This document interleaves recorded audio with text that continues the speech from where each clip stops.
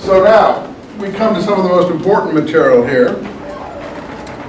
It's all important. We did the material about the sacrificing to their standards. I will take my stand on the watchtower and spy out. And the Lord answered, write down a vision, make it plain on tablets, so that you can read it on the run. Habakkuk 2:1 and 2:2. All this is going to be interpreted. Here's how it's interpreted, column 7. God told Habakkuk what to write down, what was going to happen in the last generation. We're in the last times. Now, the question is, did the people in the Maccabean period think they were in the last times? Or did the people in the period of the first century, Jesus, John, and others, think they were in the last times? In my view, it's the people in the first century. So again, I would say this is a first century document. Maybe even a second century document. Let's see what we can say anyway. Look at how clever they are with them. But he did not inform them when that age would end. And concerning what was said about reading and writing in the previous vision, it concerns the righteous teacher again, the priest that we heard about in the first and second column, to whom God made known all the mysteries of the words of his servants, the prophets. That's exactly what they say about the priest, you see, in column 2. So we know, in line 8 of column 2, God put in his heart the discernment to interpret all the words of his servants, the prophets. So we know the priest and the righteous teacher are the same person.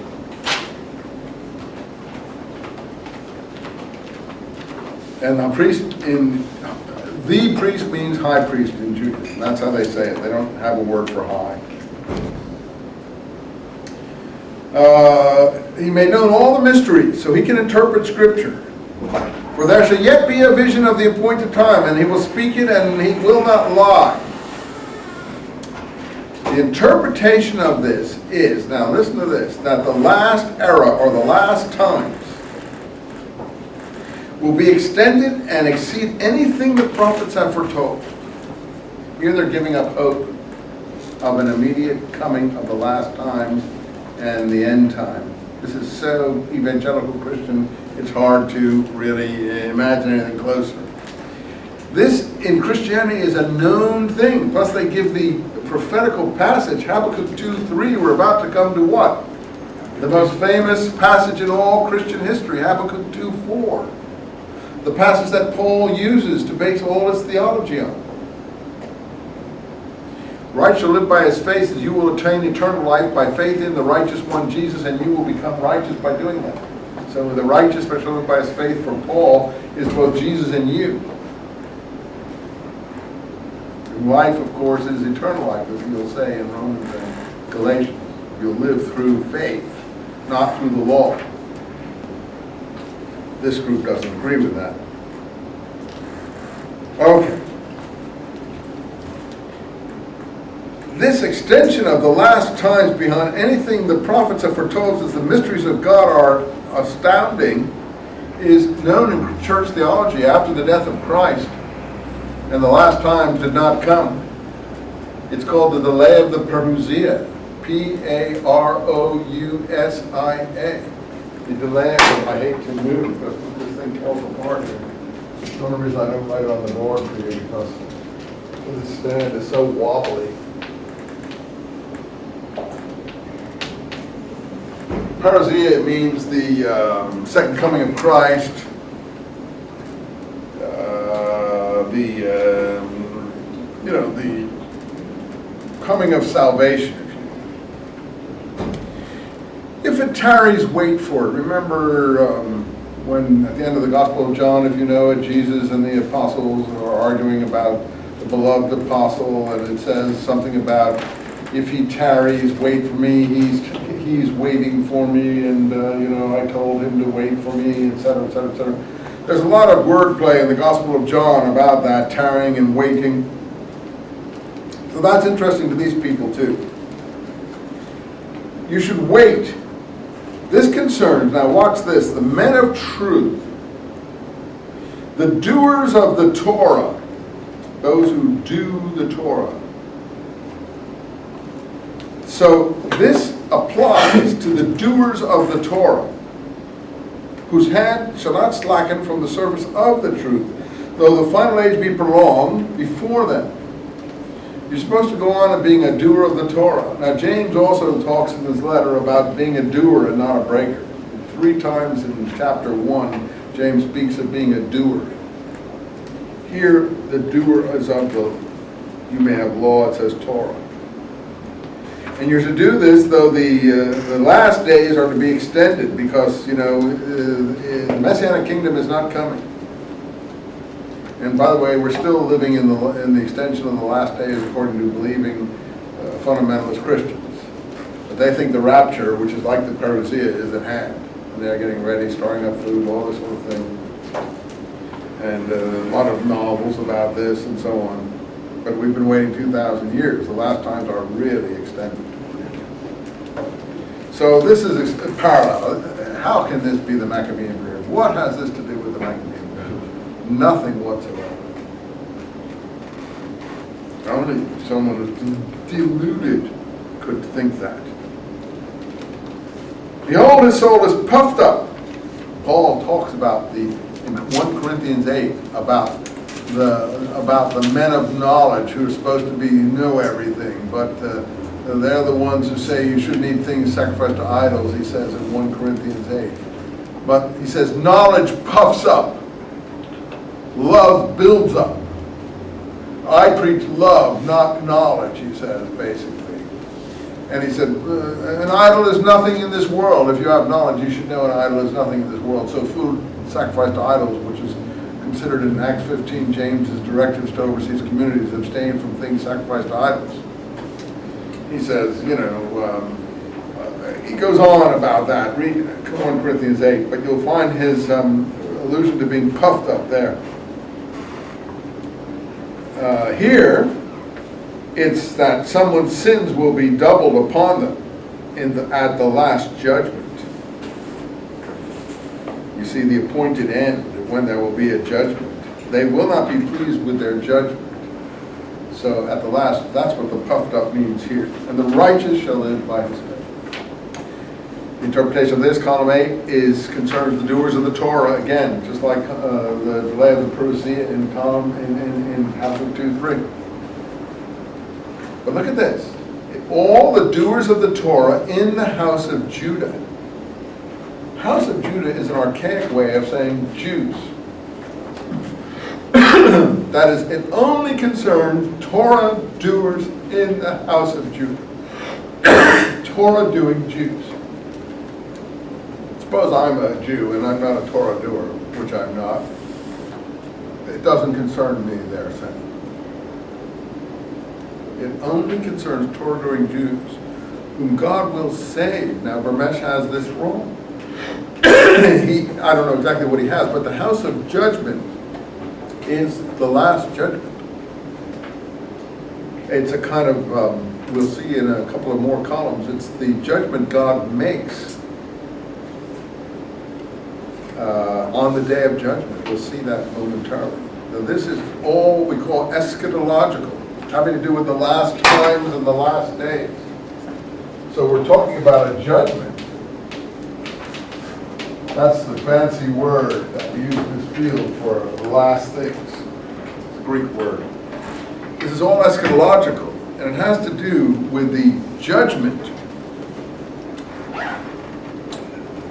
that will not be easy, it will be doubled, but also the righteous will live by his faith has to do with the doers of Torah in the house of Judah, whom God will save because of their works and their faith.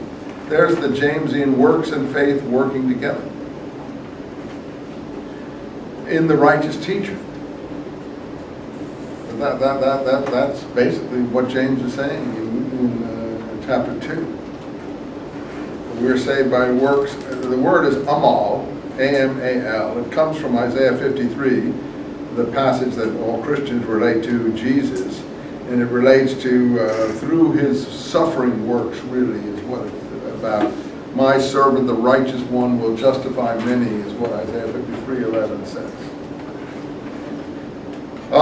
In any case, it does not concern non-doers of the Torah in the house of Judah, and it certainly does not concern non-doers of the Torah outside the house of Judah. So I think that this is definitely framed with knowledge of the Pauline Gentile mission and how the Pauline Gentile mission is interpreting Habakkuk 2:4.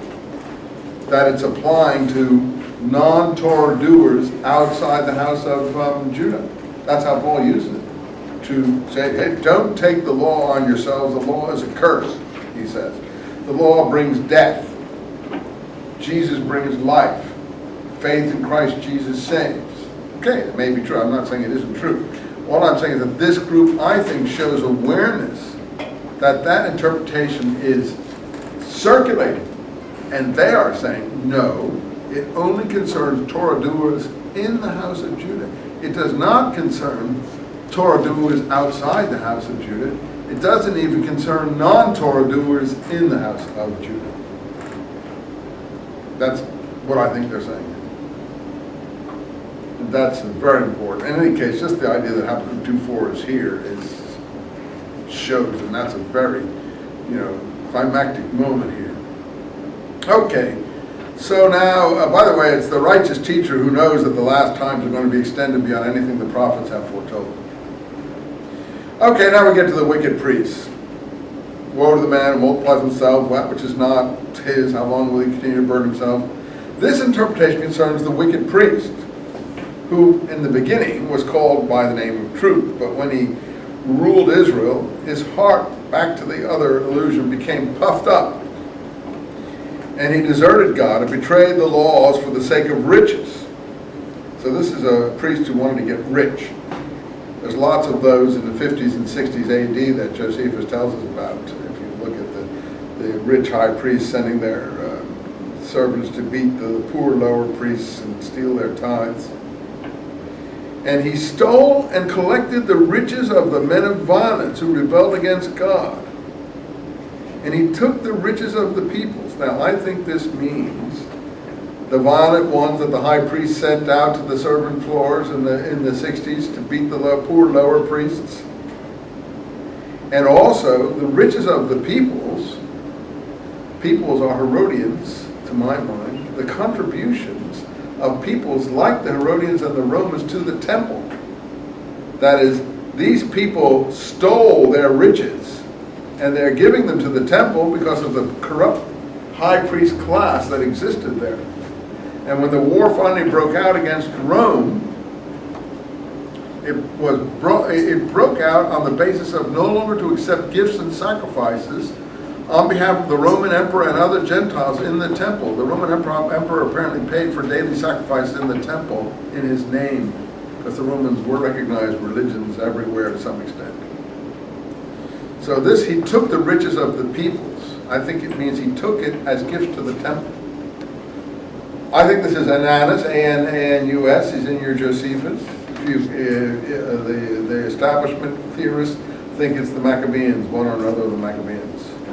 Anyway, he heaped upon himself that punishment that would be doubled, the word puffed up, and he acted in all the ways of abomination and all unclean pollutions. Tortures arise. Again, this concerns the priest, but not our priest, the wicked priest, who rebelled against the laws of God. Okay, that's the wicked priest, the Herodian priesthood in my view. Maybe I'm wrong. Your choice, Maccabees or Herodians. Column 9.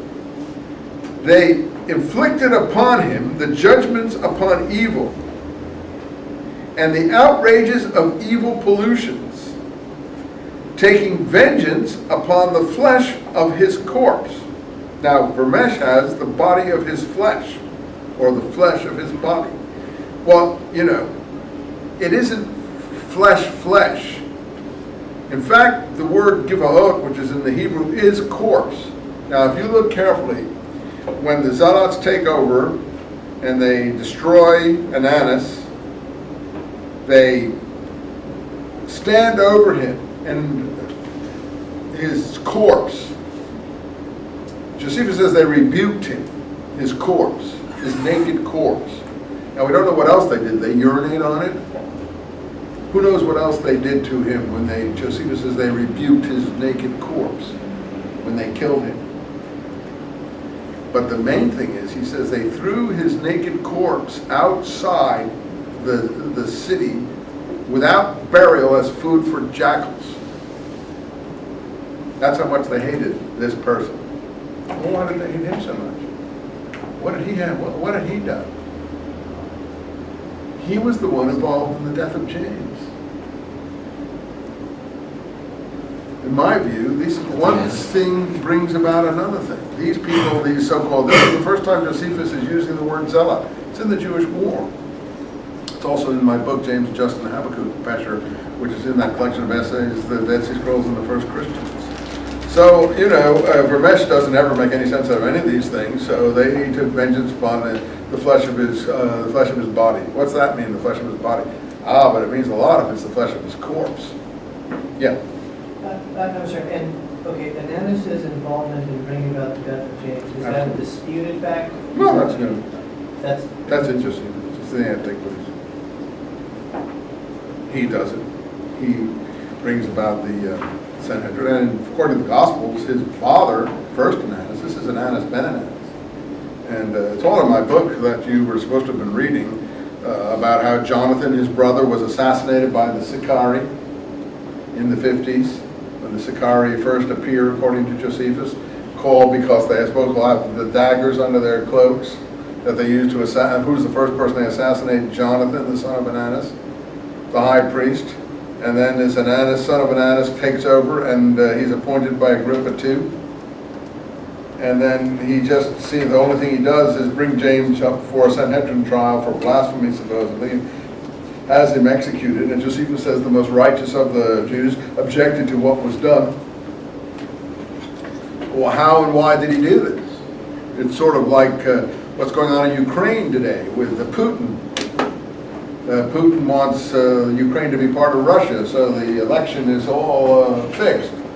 And they appoint some guy to run for the president who the people don't vote for, but they fix the election. And now, the most righteous people are objecting to it. Just put that this make Agrippa II Putin, the prime minister of Ukraine, that he's backing in the illegal election, Ananus. The thing they do is not rig the election, but destroy James. And then the zealots destroy them. So I say group the like groups by who their enemies are. Now let's go on here. So they took vengeance on the flesh of his corpse. As for birds, you spoiled many nations. The additional ones of the peoples, you see, the peoples, to my mind, are the Herodians. The additional ones of the peoples, what's called the Yeter Ha'amim, will plunder you. That is, the additional ones of the peoples are the Romans. Peoples is like ethnon in Greek. Gentiles, as it's called in the New Testament. Ethnon in English is Gentiles. Peoples, Amim in Hebrew, is a parallel to ethnon in Greek. So the additional ones of the people, they will plunder you. This concerns the last priests of Jerusalem, plural high priest clans, as in the Herodian period. What do you mean? The Maccabees are the last priests of Jerusalem? I don't think so. Who are the last priests of Jerusalem? And how do they know? The Herodian priesthood. And the priestly clans as delineated in the Gospels. And what did they do? In my translation, and I think I'm more correct than Ramesh, they profiteered from the spoils of the peoples. That is, that the peoples were the bully boys, the tax collectors, the Herodians and the Romans and their soldiers. They were the ones collecting spoils from among the people, and they profiteered from this in the temple establishment that they ran, the Herodian priesthood. There's nothing to do with the Maccabees. How did the Maccabees profiteer from the spoils of the people? How are they the last priests of Jerusalem? And again, my colleagues don't interpret text. They just look at coin data and paleography. But in the last days, their riches, together with their booty, will be given over to the hand of the army of the Kittim. They are the Yeter Hamim, and it says it. So we know that the Yeter Hamim are the Romans, the additional, because they are the additional ones of the people. That can't be more specific. Now, we know for a fact, according to Josephus, that Pompey, when he took the temple, did not take plunder. Herod, when he took the temple, according to Josephus, maybe it's a lie, paid the soldiers out of his own pocket so he wouldn't alienate the people totally. Only in 70 AD did the Roman armies plunder the temple and take all the booty that the high priest had in Mass, took it to Rome and built the Colosseum. The Colosseum and all the rest of it was built on the booty that they took in the Jewish war and other wars, but particularly the Jewish war. And the Flavians built the Colosseum with the money that they got from this. So that looks like this is written after the fall of the temple. So people are saying, well, the Qumran fell in 68, how could this be written later? Well, it could be written. Anyone, even the people who fled to Masada, if you've read your Josephus, knew that the temple was going to fall. Early Christians supposedly had an oracle telling them to flee Jerusalem. It's in the Christian scripture. They knew Jerusalem was going to fall. The extreme zealots on Masada knew Jerusalem was going to fall. They took refuge at Masada, but then the Romans came and besieged that for 3 years. And Josephus ends his work explaining how that siege went and how they all committed mass suicide there. Turns out they were the Sicarii. So the Sicarii and the zealots are the same group, basically.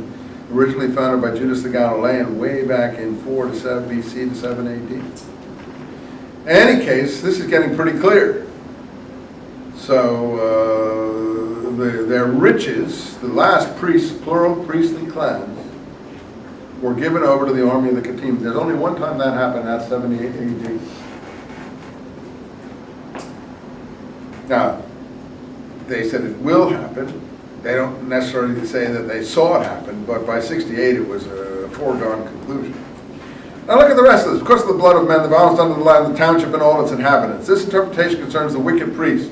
Again, that's all they're interested now in. The wicked priest, they're very worked up about him because of what he did to the righteous teacher. And they're also worked up, we'll see, about the liar, who doesn't seem to be the same person as the wicked priest, because he's not in the community, the wicked priest. The liar is. And the liar, remember, denied the law in the midst of the whole congregation. As a consequence of evil he did to the righteous teacher and the men of his council, God delivered to the hand, and Antiquities say that Ananus killed James and a few of his associates.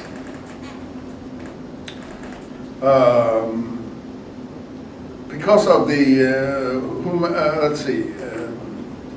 of the evil did to the righteous teacher and the men of his council, God delivered in the hand of his enemies to afflict him with torture, to consume him with bitterness, because he condemned his elect. Again, I just call attention to how Ananus died. I don't know who else was tortured in that fashion, or whose body was abused like that you can point to, but maybe there are others. Anyways, there could be better interpretation. I'm giving you the best I can do with this. So now we get column 10. Its interpretation concerns the house of judgment. There, house of judgment was the same for Habakkuk 2:4. Remember, God will save them from the house of judgment because of their faith and their works. This concerns the house of judgment which God will deliver. It's the same word. God delivers the house of judgment in his judgment in the midst of many peoples. God will be in the last judgment, deliver his, in Hebrew it's called a beit mishpat, a judgment. It's house of judgment, but it's actually the act of delivering judgment. And he will arraign him, the wicked priest, at that time, and condemn him in their midst, and judge him with fire and brimstone. This is a picture of the last judgment and hell. Going to consign him to hell. Doesn't sound like much to us, but that's what it is. Woe unto the person who builds a city on blood. Here's that blood thing we heard about in the Nahum commentary. The interpretation of this passage is about the spouter of lying. Oh, we're back to this other person, the man of lying, the spouter of lying. We had him in the Damascus document. Now we're back to him. I don't think he's the wicked priest. He's an internal adversary. Vermesh says, I say that these two are the same, and therefore it can't be a Paul. because he's not a priest. I don't say the spout of lying has anything to do with the wicked priest. It's a totally different person, and it's a different problem. He leads many astray with his lying, whereas the righteous teacher does what? Justifies the many, the rank and file, as Isaiah 53:11 says, as Jesus does in Christianity. What did he do? He built a worthless city upon blood and erected an assembly or congregation or church upon lying. For the sake of his own glorification, tiring out many with a worthless service and instructing them in works of lying, so that their, again, amal, the same amal that we heard you should will save you, their amal, their works, their suffering works, would be for emptiness or count for nothing. It actually says would be empty. And also in James 2:20, James says to its opponent, "Oh, you empty man. Oh, you empty man. Don't you know that Abraham was justified by works too?" So he uses this allusion to empty to refer to his Pauline type adversary. Now that may or may not hold water, but there's a lot of parallels. Anyway, there's nothing else you can draw a parallel to of any of this. So if it's not that, I don't know what else it is. So if you ever think of something better, that's fine. That's the best I can do. They will be brought to the same judgments of fire, that's the last hellfire, with which they either blasphemed or wished upon or vilified the elect of God. Anyway, the earth will be filled with knowledge and glory of God like the waters covering the sea. The interpretation of the passages, etc., etc., etc. It's a bit broken here. One who causes his neighbor to drink, pouring out fury in his drunkenness in order to look upon their festivals. In the actual Habakkuk that we have, 2:15, it says, look upon their privy parts. So they've changed this, or it's different, to look upon their festivals, probably on purpose. In fact, festivals and privy parts is a similar word in Hebrew. I think there's one consonant different. Anyway, back to the wicked priest. This concerns the wicked priest who pursued the righteous teacher in order to swallow him in his hot anger in or with his house of exile. Now, everyone says, oh, the righteous teacher was in a house of exile somewhere.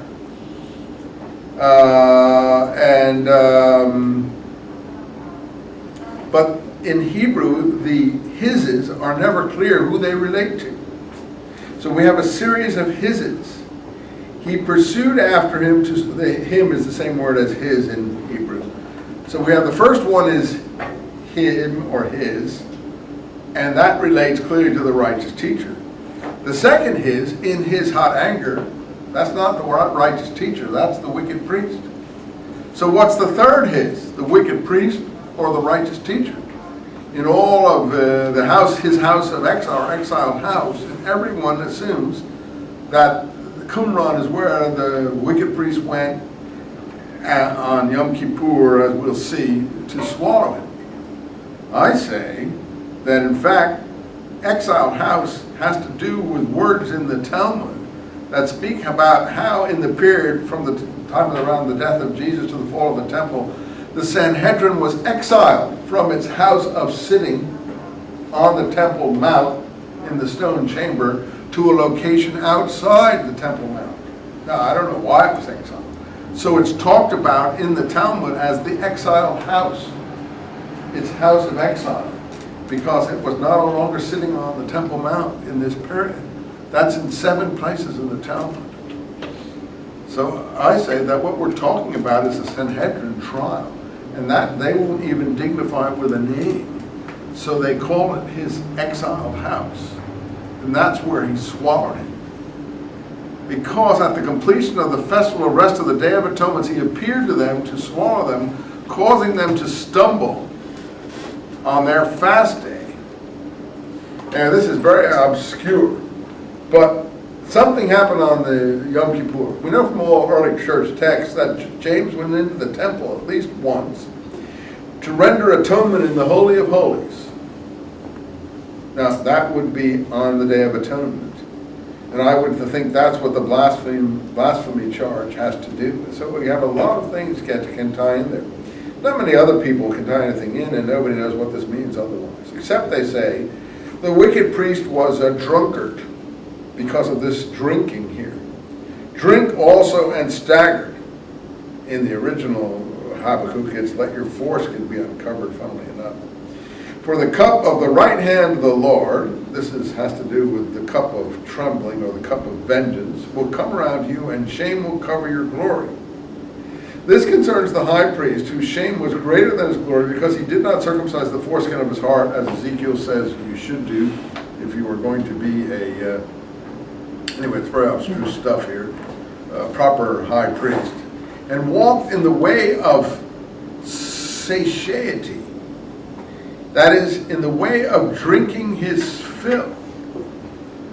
But the cup of the wrath of God would swallow him too.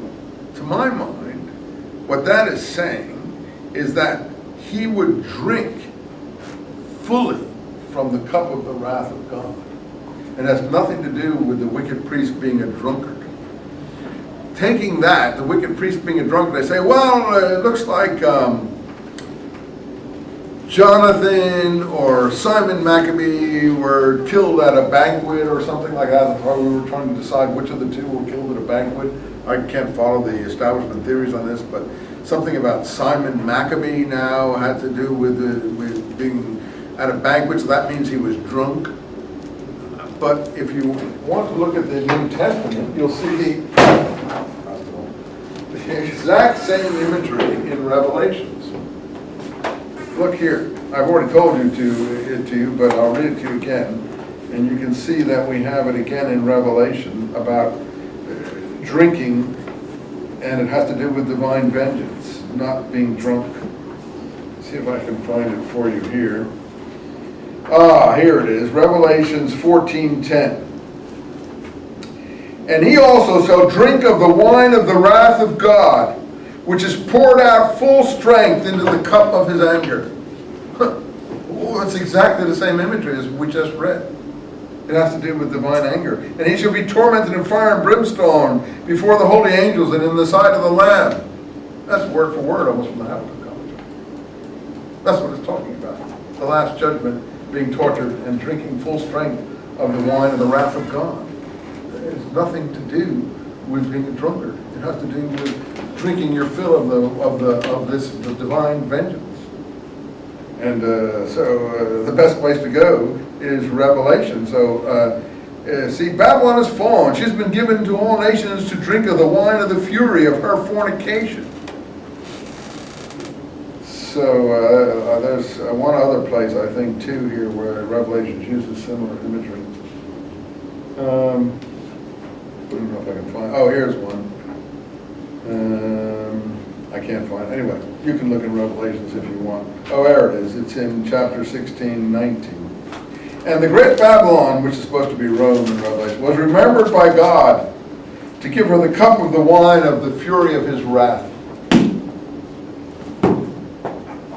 So, again, that's another proof that we're in the Christian period here. Revelation is using the exact same imagery. What, was Revelation the Habakkuk commentary? Or vice versa? I don't know. All I know is that they're both involved in the same language, and therefore they're probably written in a similar time frame. Nothing to do with the 2nd century BC. And since the Damascus Document is using the same references, the Damascus Document is written around the same time as the Habakkuk commentary. And because they're alluding to the same liar and the kings of the peoples and so on and so forth. Let's go on and finish this up then. So the cup of the wrath of God will swallow him. I think that's great. Adding to his shame and disgrace. The wicked priest for what he did to the righteous teacher. Last column. And she will terrify you because of the blood of men and the wrath of the land, the township, and all its inhabitants. Habakkuk. The interpretation of this passage is the wicked priest will be paid the reward he paid the poor. Here we finally have the poor, the Ebionim. So the followers of the righteous teacher are called the poor. So are the followers of James in Jamesian Christianity, which is known as Ebionites, the poor. That's what they're known as. In Galatians, James says to Paul, according to Paul, don't forget to remember the poor if you're going to go out and do this mission that you said that you think that you know what you're doing in terms of the Gentile teaching that he has. The poor are the name in the war scroll. The poor are the name here. This is Ebionite literature of a very violent kind, I admit. Because Lebanon is the council of the community, the dumb beasts are the symbol of the ones of Judah doing Torah. Here's the symbol of Judah now in the Nahum Pesher, so I think we put the Nahum Pesher at the same time as this too. It's the symbol of Ephraim, who are not doing Torah. They are going to once more become joiners. Here, the symbol of Judah do the Torah. They're Torah doers, and they're like the poor. But they were also destroyed. But just as he conspired to destroy the poor, again the Ebionim, the wicked priest again, so too God would judge him, the wicked priest, to destruction. And as to the same because of the violence of the township, the violence of the land, its interpretation is the town is Jerusalem, where the wicked priest committed his works of abominations, polluting the temple of God. The violence of the land relates to the cities of Judah, where he stole the substance of the poor, used for the third time. And finally, what use are graven images? Images of lying, craftsmen put trust in such things. The interpretation of this passage concerns the idols of the nations, the idolaters among the peoples, which they create to serve and bow down to. But these will not save them on the day of judgment. So now we know that we're talking about the day of judgment. It actually says it. And in the Quran, the same word is used for the judgment day that Muhammad is always talking about, the day of judgment. Yom al-Din in the Quran, here Yom al-Mishpat. Look, there's no spirit in these idols. The Lord is in his holy temple, will be silent before him all the world. Habakkuk 2:19. Its interpretation concerns all the nations who serve stone and wood, all the idolaters that we are facing. But the last times are going to be extended. But on the day of judgment, God will destroy all the servants of idols and all the evil ones from off the earth. So this Pesher has total confidence in God. Though they are seeing the destruction of everything they believe in, though the temple is falling, though the Kittim are going to take the riches, though the last times are going to be extended beyond anything that was foretold, though the righteous teacher has been destroyed and many of the poor have been killed, still God is in his holy temple and God will take vengeance in the end. I think this group is watching the last times itself, either fleeing or about to be destroyed, has witnessed all of what's happening in the war against Rome, and in spite of all of what they've seen and the disappointment of all their hopes, they end up with this really beautiful, on the day of judgment, God will destroy the servants of idols and the evil ones. The evil ones. Even Bush talks about the evildoers, but the evil ones here are usually the backsliders among the Jews. The evil ones of his own people, as it was said earlier. The evil ones are the Jewish backsliders. The idolaters are the non-Jewish idolaters. Habakkuk commentary. Put that with the Damascus Document, you're in good shape. Let me do one more thing before we talk about the exam. Quick run through Psalm 37 because it parallels this not only in paleography, but also in subject matter. There's lots of material about Isaiah, which has messianic passages that we're all familiar with. I'll just read you one or two of those just to show you these commentaries on Isaiah. Isaiah is very important to them. Like you have here, for instance, Isaiah 11, shall come forth a rod from the stem of Jesse, a branch shall grow from its roots. That's a typical Christian proof text. Interpret this as the branch of David who shall arise at the end of days. There's the branch of David, the messianic descendant of David. Also, that talks about the visitation of the land. Also speaks about seeking smooth things in Jerusalem, the Pharisees clearly. So there's a lot from the Isaiah commentaries. I don't have all of them here, because this is an earlier version. And I want to go over to Psalm 37 before we finish up here. But basically the same things are spoken. Look at Psalm 37. Again, that's a psalm that speaks about the tzaddik, the righteous and the wicked. That's always the one they like to interpret. It begins with something about something perishing by the sword, famine, and plague. And then in line 8, don't be angry, the wicked shall be cut off from the psalm. The interpretation is, all those who return to the law, they're okay. But those who do not refuse to turn away from evil, they're okay. But those who are stubborn, they shall be cut off. I've told you about cutting off, and Paul talks about cutting off in Galatians. He means the circumcisers there. Damascus Document talks about cutting off at the time of the visitations. This is the people who don't come back to the law. Wait for the law. Wait for the Lord. That we already had in Habakkuk 2:3. Wait for it. It shall not tarry.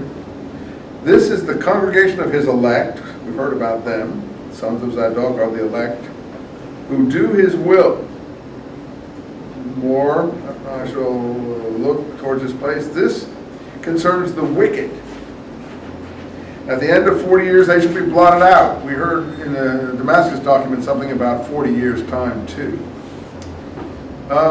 Interpreted, this concerns the congregation, or the church, if you like, of the poor, the Ebionites, the Ebionim, who shall accept the season of penance and shall be delivered from the snares of Belial. The wicked draw the sword, bend the bow, etc., etc., etc., 14 and 15.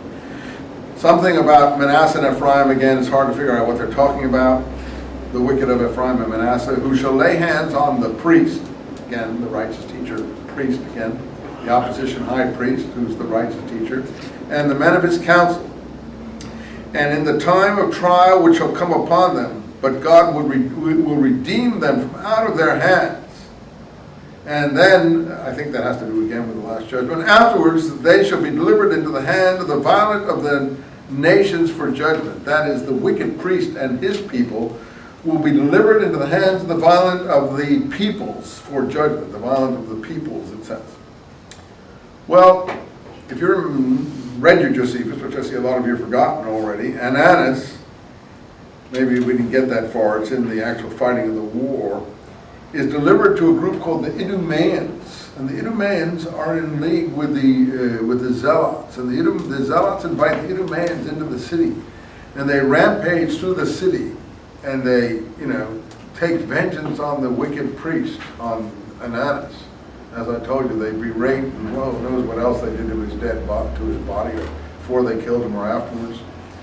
And they obviously, what do you do when, like in Custer's battlefield, when they mutilate the dead? They obviously mutilated his body, threw it out without burial. The Idumeans, whoever they are pro-revolutionary Edomites. Now, the Herodians are anti-revolutionary Edomites. There were some Herodian men of war, if you look carefully in the Josephus, that joined the revolutionaries, some who took part in the uprising. So to my mind, these Idumeans have to do with the men of war or violent ones who are pro-revolutionary. They're the ones who take vengeance on the wicked priest, and again, that's exactly what we have here. The violent of the peoples, these same violent ones, took part in the scriptural exegesis sessions in the Habakkuk commentary of the righteous teacher. Anyway, this has to do with the penitents of the desert who will live for 1,000 generations. That's in the Damascus Document. So all these things are written around the same time. They make the same allusions. And all the glory of Adam shall be theirs. So we've heard about that in the Damascus Document. Primal Adam ideology, probably.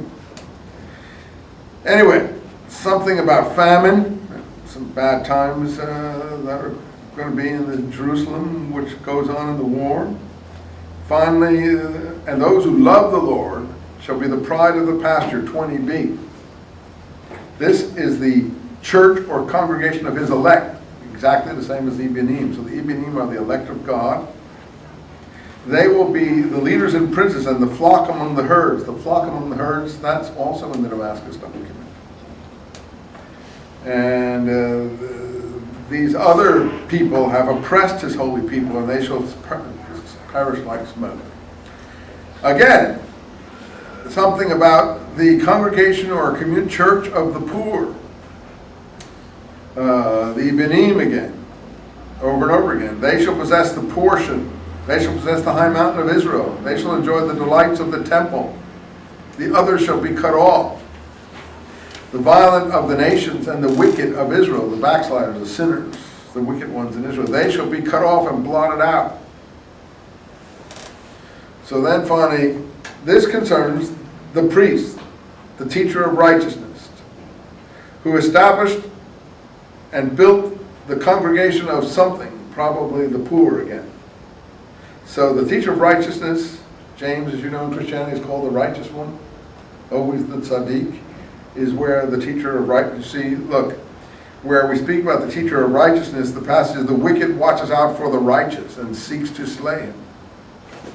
So the wicked is always the wicked priest, the righteous is always the righteous teacher. James is actually called the righteous in Christianity. That's his name, James the Just. Why is he called the Just? Why does everyone remember him as the Just? Because he was a teacher of righteousness of some kind.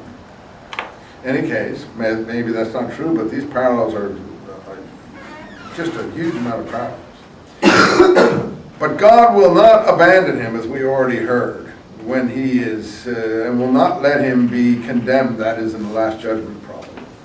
But God will pay him the reward by delivering him into the hand of the violent of the nations, that again is the wicked priest, to execute judgment upon him, the judgments of wickedness. So again, the wicked priest will be delivered to the violent of the nations, Idumeans probably, to execute judgment upon him because of what he did to the righteous teacher and the poor.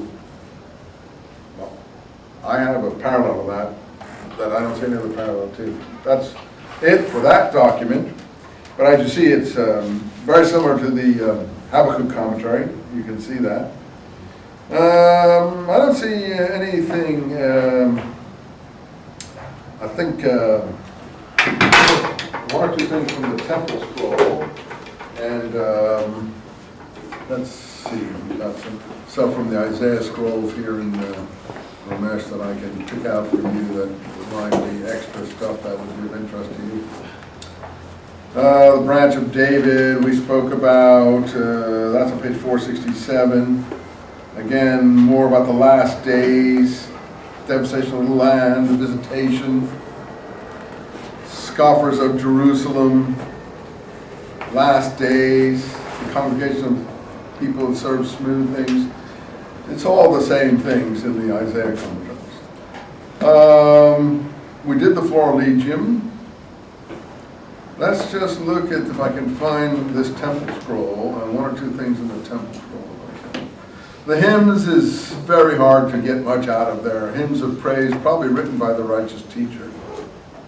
Here's the temple scroll, but one of the most important things here is column 47 and column 48, which you shall not let things sacrificed, skin sacrificed to idols into the temple.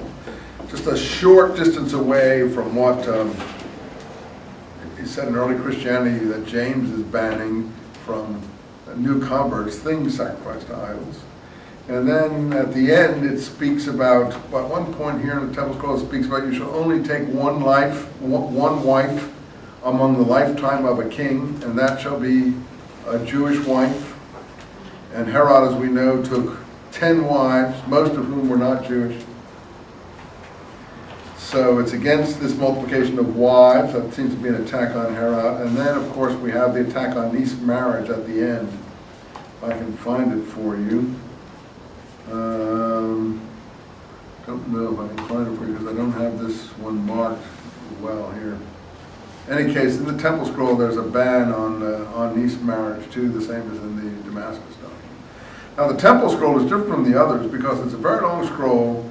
And it is done in the first person. So it's like a collection of sayings of God done in the first person. Sort of like a sixth law book, like Deuteronomy. And I don't know, one last thing in the MMT, I will show you the one last thing in MMT, and then we'll go. MMT was something that everyone argued about until we got in lawsuits over because they were holding it back, and then they finally let it out. But Vermesh's presentation of this is pretty difficult to follow. But at one point, it does have a whole section on banning things sacrificed to idols in the temple. Oh, here it is. I think it's on page 223, but it's very, very badly done. But something about the sacrifices of Gentiles. He's got it all mixed up with numbers. And concerning the sacrifice of Gentiles, we consider they sacrifice to an idol. And that's what James bans in the instructions to overseas communities, and this is being banned in these sections here. It's basically about Gentile sacrifices in the temple. Then the last section, which is what I think you did a better job than my book. I might be on this book. It's ridiculous. Let's see if I can get this here quickly. Then we'll talk about the example. Where's MMT? Where is it? Oh, here it is. First letter and second letter on works righteousness. Page 180 of my book. So this is what caused a lot of difficulty in publishing this. But we felt that it was our own translation, and the Weiss people in Chicago put it together, so we weren't really concerned about it. There were new editions made, but in any case, there was a lot of trouble in Israel about this. These are some of our words, page 193 in my book, concerning the law of God. And some of the works that we reckon as justifying you. So this is written to somebody, and it's about works justifying you, not faith. It has to do with Gentile grain in the temple, vessels of Gentile copper being banned. Concerning the sacrifice of the Gentiles, we say they sacrifice to an idol. So it's all about, this first section is all about sacrifices to idols not being acceptable in the temple. Later, it talks about the temple, line 34 of the first section, being the camp. Rather, Jerusalem is the camp. Outside the camp means outside Jerusalem. Anyway, it talks about Jerusalem being the chief of the camps is basically what it's talking about. Line 69. Jerusalem is the foremost of the camps of Israel. So there's a lot of material in there, but the last bit is what's interesting here. It's very abstruse stuff, all legal stuff. It's in what we call the second section of this, the second letter on works righteous. It's like Corinthians 1, Corinthians 2, first letter and second letter. It's all about the law of Moses and the words of the prophets and the blessings of the curses and so on. But towards the end of it, it says, on page 200 of my book, remember the kings of Israel, understand their works. Whoever of them feared the Lord was saved from sufferings. Remember David. He was a man of pious works. He also was saved. We have David in the Damascus Document. And finally, we wrote you a letter. So there was a previous letter, Corinthians 1, Corinthians 2, and things like that, Thessalonians 1, Thessalonians 2. We wrote you a previous letter. Why are they writing this person? About some works of the law. I think that's the first letter that we were just reading, which we reckon for your own good and for that of the people, of your people. Now this looks like a foreign king they're writing it to. And I think it's a letter written, a Jamesian-like letter, written to this convert we have in early Christianity in northern Syria, which has to do with the land of Damascus and resurrecting the fallen tent of David there. These are convert kings in northern Syria. Queen Helen is one of these convert queens. Another one is in Eusebius. He's the King Agabus. So they want to be like David. So it's instructing them how to be like David.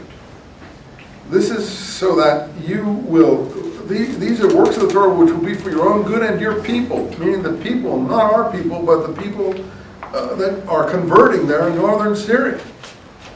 Then you will rejoice at the end of time when you find that some of our words are true. These will be reckoned to you as righteousness, as Paul says.